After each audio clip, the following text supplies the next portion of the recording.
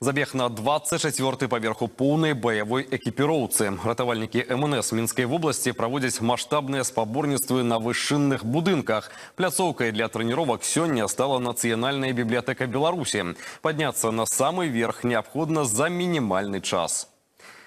Ілля Цвяткоў пра самых хуткіх і вынослівых.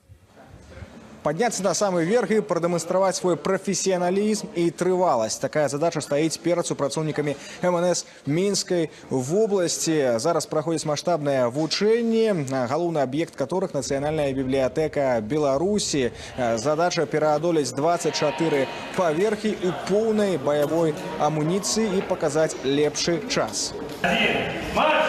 Давай, пошел. Николай. При пожарах в многоэтажных зданиях запрещено пользоваться лифтом, поэтому наши спасатели всегда по лестничным маршам поднимаются для ликвидации чрезвычайной ситуации, спасения людей, неся на себе оборудование, вес порядка 20 килограмм.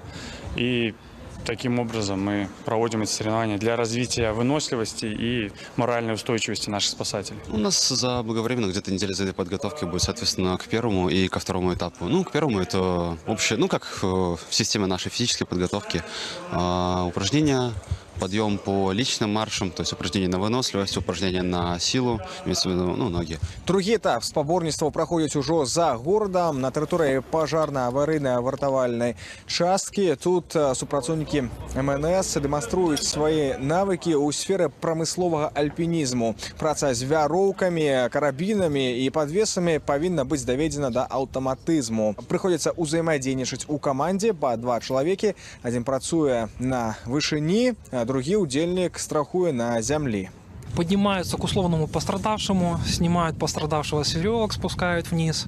Они поднимают ценный груз, они наводят и поднимаются через переправу.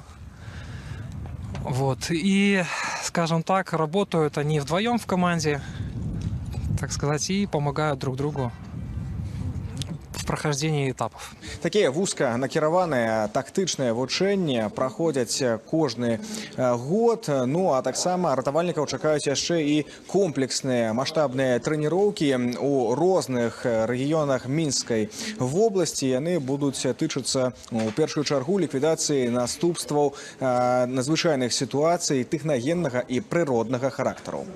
Ілля Цвяткоў і Іван Мартынович, Першы інфармацыйны.